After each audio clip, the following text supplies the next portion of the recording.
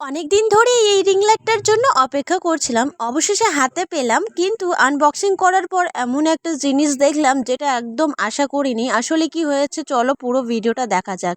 Hello everyone, welcome back to my YouTube channel. আজকে আমার নতুন রিং লাইট ডেলিভারি হয়েছে, চলো একসাথে আনবক্সিং করি।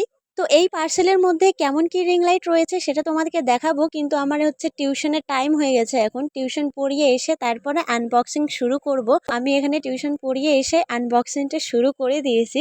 চলো দেখা যাক এই পার্সেলের ভিতরে কি আছে এক্স্যাক্টলি। আমি কোনোদিন এগুলো অর্ডার দেয়নি, এই রিং লাইট গুলো বা এমনি নর্মালি কোনো দিন অর্ডার দেয়নি। তো সত্যি বলতে আনবক্সিং এর আগে আমি অনেক এক্সাইটেড আছি, কিন্তু যত এক্সাইটেড আছি শেষে আমার এতটা মন খারাপ হয়েছে বন্ধুরা, কি বলবো তোমাদেরকে। তো সেই বিষয়টা আমি পার্সেলটা আনবক্সিং করে শেষে সেট আপ করিয়ে দেখাতে পারবো। তো চলো শেষ পর্যন্ত ভিডিওটা দেখতে থাকো। আর আমি যে স্ট্যান্ডটা বাইর করেছি সেই স্ট্যান্ডের মুখে এত জোরে স্মাইল চলে এসছে, কি বলবো তোমাদেরকে। অনেক দিনকার ইচ্ছা থেকেই এই ভিডিওটা করা আর কি, ওই জন্য এত সুন্দর করে স্মাইল আসছে।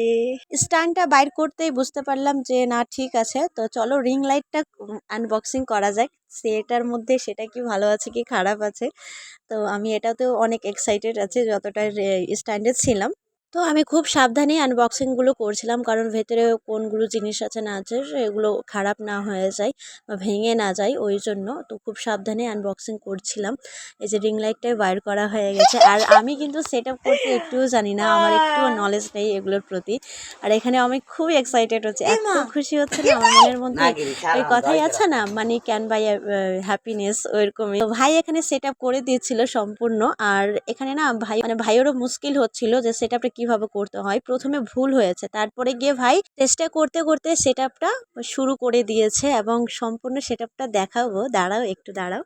এইটা একটা বলের মতো ছিল, রিং লাইটটা ঘুরবে ওদিক এদিক নিচু বা উপরে হবে, সেই বিষয়টা আমি তো বুঝছিলাম না, সেও বুঝতে পারছিল না যে কোথায় সেট আপ করতে হয়। এই যে ফাইনালি ওটা রিং লাইটটা সেট আপ হয়ে গেছে স্ট্যান্ডের সাথে। এবার মোবাইলের যে স্ট্যান্ডটা রাখাও সেটাও করে নিল। আমি ওটা ভিডিওটার মধ্যে নিতে পারিনি, কারণ ফোনটা ওখানে ছিল আমার।